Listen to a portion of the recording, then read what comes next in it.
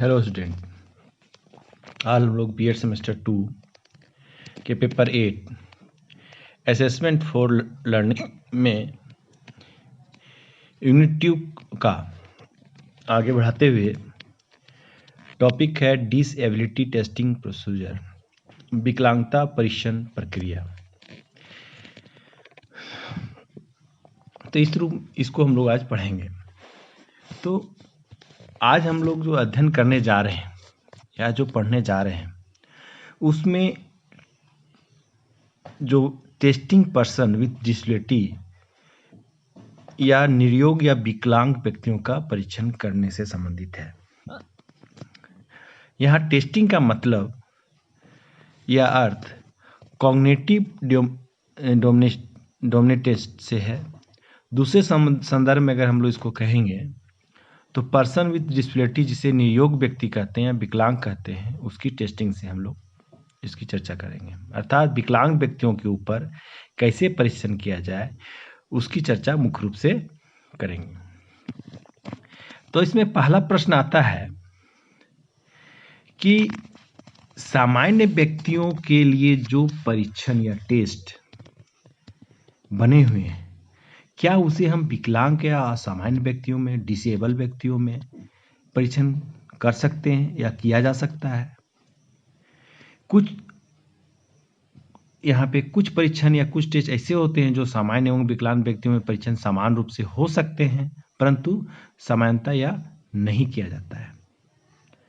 फिर नेक्स्ट इसमें एक प्रश्न आता है कि क्या सामान्य व्यक्तियों के परीक्षण में बने हुए असामान्य पर किए जा सकते हैं या नहीं, या किए जा सकते हैं तो इसका ध्यान रखना होगा, कितना ध्यान रखना होगा, कैसे किया जाएगा। अतः जैसा कि पहले के क्लास में हम बता चुके हैं कि परीक्षण या टेस्ट से पहले हमें किस गुण का परीक्षण करना है, किस टेस्ट का परीक्षण करना है, किस व्यक्ति का परीक्षण करना है, उसका पता लगाना आवश्यक होता है, उसे परिभाषित करना आवश्यक होता है। जैसे हम किस गुण में बुद्धि का कर रहे हैं, अभी क्षमता का कर रहे हैं, चूँकि इत्यादि।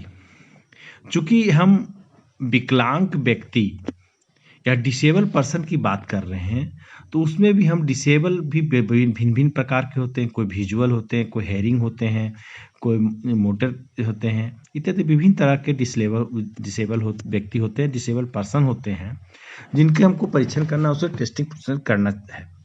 तो इसके हम लोग इसको जानते हैं कि हमको किस गुण का करना है। तो चयन या प्रयोग करने से पहले हम लोग को यह पता देखना पड़ता है या पता लगाना पड़ता है कि सामान्य परीक्षण का प्रयोग जो बने हुए हैं, मतलब जनरल व्यक्ति का, जनरल पर्सन के जो परीक्षण के प्रयोग जो बने हुए हैं, उसका हम प्रयोग असामान्य व्यक्तियों पर, मतलब असामान्य व्यक्तियों पर या डिसेबल व्यक्तियों पर, विकलांग व्यक्तियों पर हम कर सकते हैं या नहीं कर सकते हैं, उसका प्रयोग कर सकते हैं, जिसका हमको मापन करना है। अगर नहीं किया जा सकता है तो उसमें हम क्या अडेप्ट कर सकते हैं। अगर हम जो सामान्य परीक्षण बने हुए हैं उससे अगर उसका परीक्षण नहीं हुआ तो हमें कुछ अडेप्ट करना होगा क्या, और उसको उन व्यक्तियों के लायक बनाना होगा क्या है, तो उसका प्रयोग किया जा सकता है कि नहीं, क्या कुछ निर्देश करने की ज़रूरत होती है, कुछ इंस्ट्रक्शन देने की ज़रूरत होती है, इत्यादि। तो ऐसे टेस्ट उसके मतलब हिस्से को लेकर या कुछ और को छोड़कर, मतलब यहाँ कहने का मतलब है कि सामान्य व्यक्तियों के लिए जो टेस्ट बने हुए हैं, क्या उसके हम कुछ हिस्से को ले लें, उसमें से कुछ पार्ट को ले लें, कुछ पार्ट को छोड़ दें, उसके बाद उसको हम परीक्षण में प्रयोग या उपयोग कर सकते हैं। तो या नया टेक्स्ट का प्रयोग, नया निर्माण करना होगा, नया हमको कुछ टेक्स्ट ऐसे को निर्माण करना हमको आवश्यक पड़ता है। तो इन सब बातों को मुझे ध्यान रखना पड़ता है। अब हम लोग इसका मुख्य रूप से देखेंगे कि जो मेन है सिलेक्शन ऑफ एडमिशन सिलेक्शन में जो इसकी चर्चा करते हैं कि उसे कुछ न इसमें कुछ खास बातें हैं, कुछ उसके हम लोग उस पर चर्चा करते हैं कि किस चरणों से या किस इसको जो विकलांग व्यक्तियों के लिए परीक्षण किया जाए। तो इस प्रक्रिया में जो हम लोग कुछ खास टिप्पणी है सामान्य है, उस पर हम लोग चर्चा करते हैं। सामान्य व्यक्तियों के लिए बने परीक्षण मानसिक रूप से मंद व्यक्तियों और विकलांग व्यक्तियों में तो प्रयुक्त किए जा सकते हैं या समान तरीके से प्रयुक्त नहीं किया जा सकता। हम लोग पहले भी इसमें इसका इंट्रोडक्शन में कुछ चर्चा किए। जो सामान्य व्यक्ति का है, मंद व्यक्ति पे आज तो उसमें प्रयोग किया जा सकता है, नहीं भी किया जा सकता है।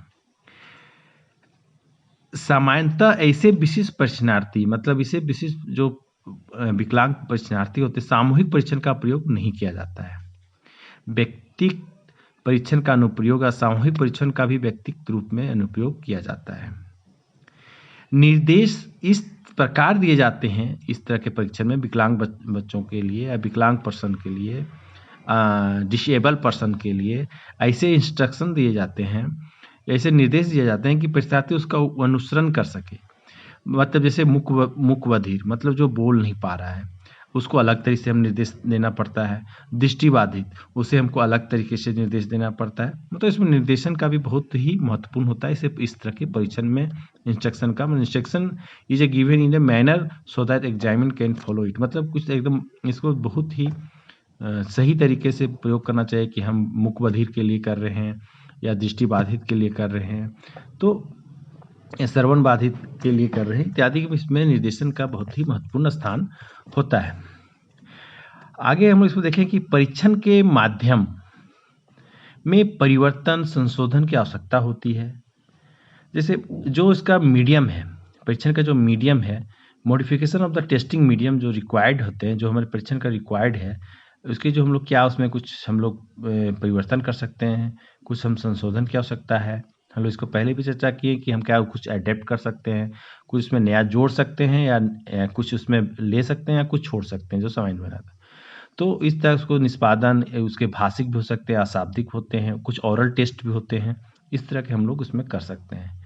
इस तरह के परीक्षण में विकलांग बच्चों या विकलांग के जो डिसेबल व्यक्ति होते हैं उसके परीक्षण में समय सीमा का प्रयोग नहीं किया जाता है, समय संशोधित किया जाता है। समय सीमा मतलब इसमें जनरली क्या होता है, time limit is not applied to disable person, या एडजस्ट किया जाता है। इसमें टाइम को एडजस्टिंग भी किया जाता है, समायोजित किया जाता है। इसमें कोई समय सीमा नहीं रहता कि इतने समय में इसको कंप्लीट कर लेना है। इस तरह की इसमें परीक्षण है। परीक्षण की विषय वस्तु को भी संशोधित किया जाता है। विषय वस्तु जो टॉपिक होता है, कंटेंट्स होते हैं, उसको भी हम मॉडिफाई कर सकते हैं उसके अनुरूप, उस परीक्षण व्यक्ति पर्सन जो है उसके अनुरूप कि किस उसके गुण के अनुरूप, उस व्यक्ति के अनुरूप किस चीज़ का मुझे परीक्षण करना है, किस चीज़ का हमको टेस्टिंग, उसके अनुरूप, उसके अनुसार अकॉर्डिंग टू डिसेबल व्यक्ति क्वालिटी के अनुरूप हम उसको हम संशोधित या मॉडिफाई कर सकते हैं।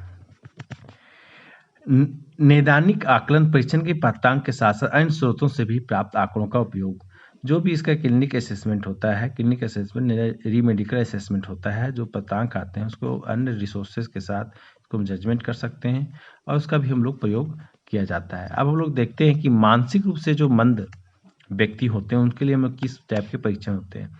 मानसिक रूप से मंद व्यक्तियों के परीक्षण इसमें हम लोग देख सकते हैं कि इंडिविजुअल इंटेलिजेंस टेस्ट होते हैं, व्यक्तिगत बुद्धि परीक्षण इसमें किए जाते हैं। और जो मानसिक रूप से होते हैं, मानसिक रूप से इंडिविजुअल तरह का टेस्ट होते हैं। इसमें कुछ टेस्ट के नाम इसमें दिए हुए हैं, Stanford, Bender, the Wechsler scale, the इस तरह के बहुत सारे टेस्ट इसके मानसिक रूप से मंद व्यक्तियों के लिए किए जाते हैं, जो इसमें नाम यहाँ पे है। कुछ एडेप्ट बिहेवियर है, additional individual test of intelligence assessment programme for mentally illiterate person to include the means of the adaptive behavior in the everyday life situation। देखिए मैंने कि प्रत्येक दिन जो जीवन का जो परिस्थिति है उसके अनुसार हमको इंडिविजुअली रूप से इस तरह का टेस्ट करना पड़ता है। कुछ टेस्ट के नाम है, इस टेस्ट का प्रयोग हम लोग मानसिक रूप से मंद व्यक्तियों के लिए कर सकते हैं। आगे हम लोग देखते हैं कि श्रवण बाधित व्यक्तियों का परीक्षण। श्रवण बाधित मतलब सच पर्सन यार generally retired in language development, मतलब इसमें कहता है कि जो ऐसे व्यक्ति का भाषा विकास पे प्रायः मंद होते हैं, जो श्रवण बाधित होते हैं, जो जिनको देखिए हम लोग जनरली भी देखते हैं जो जिनको सुनने में प्रॉब्लम होता है, उसके भाषा बोलने में भी थोड़ा सा उनको ना कहीं प्रॉब्लम होती है। तो इसके लिए शाब्दिक परीक्षण उपयुक्त नहीं है। Verbal test are not suitable. देखिए परीक्षण में शाब्दिक परीक्षण इसमें हम लोग नहीं कर सकते हैं।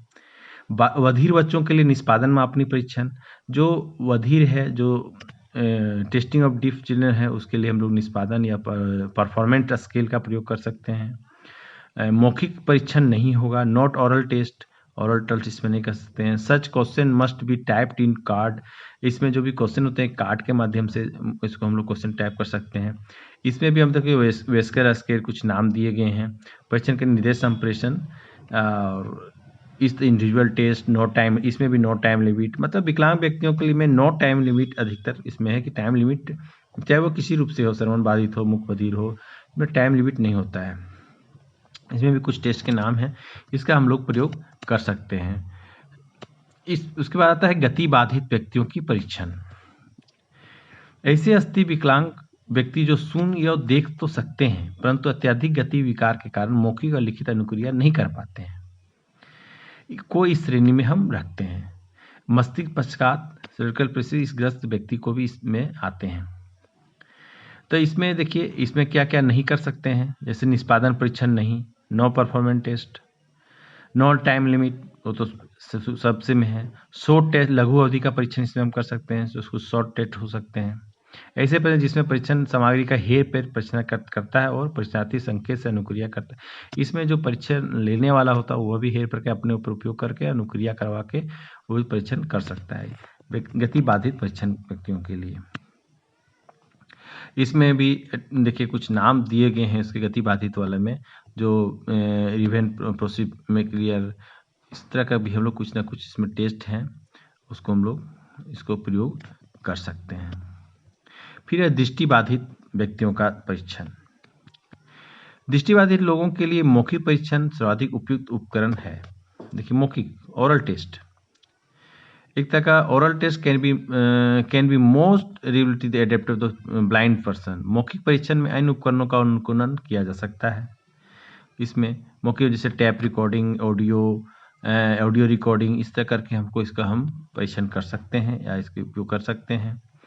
ब्रेन लिपि में भी उपकरण का प्रयोग किया जा सकता है। इसमें देखिए दृष्टिबाधित हम लोग ब्रेन लिपि का सबको जानते हैं, परंतु ब्रेन लिपि का जो परीक्षण होता है वो भारी भरकम के खतरा होता है, अन्य समस्या उत्पन्न करती है। इसका परीक्षण हम लोग टेस्टिंग करें, ब्रेन लिपि यूज करना अलग है, लेकिन इसका जो टेस्टिंग का प्रोसेस है तो बहुत ही इसका जो बकली होता है बल्कि और हैव अदर प्रॉब्लम, इसमें बहुत सारे बल्कि प्रॉब्लम होते हैं, तो क्या होता है कि इसमें बहुत समस्या उत्पन्न हो जाती है, इसलिए यह थोड़ा सा नहीं के बराबर होता है।